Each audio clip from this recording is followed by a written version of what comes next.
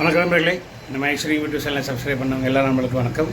திறந்தோறும் நம்ம சேனலில் பார்க்குறீங்க, நில விஷயமாக தெரிஞ்சுக்கிறீங்க. நிலம் வாங்க விற்க ஐஸ்வர்யத்துக்கு வாங்க.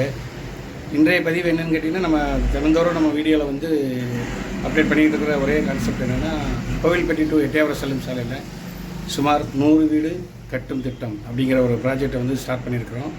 இப்போ மக்கள் மத்தியில் வரவேற்பு வந்துக்கிட்டு இருக்குது, என்கொயரிஸ் வந்துக்கிட்டு இருக்குது. கஸ்டமர் கேட்குறாங்க, சில பேர் வந்து பார்க்குறாங்க, சில பேர் வந்து ஃபோனில் கேண்டேட் பண்ணிகிட்ருக்காங்க.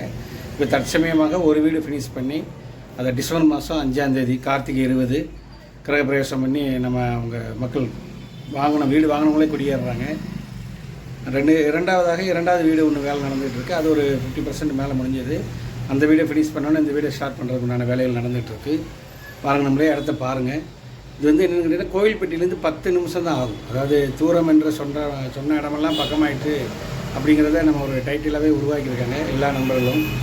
அது என்னென்ன உதாரணத்துக்கு எல்லாமே பாருங்கள், முன்னாடி கிராமத்திலேருந்து நகரத்தை நோக்கி வந்தோம்.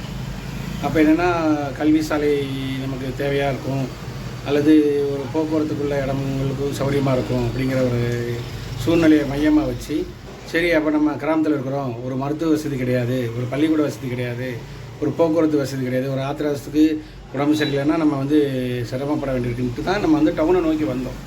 ஆனால் இன்றைய காலகட்டத்தில் எல்லா ஏரியாலையும் எல்லா வசதிகளும் வந்துருச்சு. கல்வி சாலையும் பெருகிடுச்சு, மருத்துவ ஆஸ்பத்திரி நிறுவனங்களும் எல்லாத்துக்குமே ஸ்பிரிப்ட் ஆகிடுச்சு. அதாவது ஒரே ஏரியாவில் தான் முன்னாடி மருத்துவமனைன்னு இருந்தது. உதாரணத்துக்கு கோவில்பட்டியை பொறுத்த வரைக்கும் பஸ் ஸ்டாண்டு பக்கத்தில் இருந்த ஒரு காலம் போய் இன்றைக்கி பைபாஸ் வரைக்கும் எல்லாமே ஸ்ப்ரிட் ஆகிட்டு எல்லா மருத்துவமனையும் வந்துருச்சு.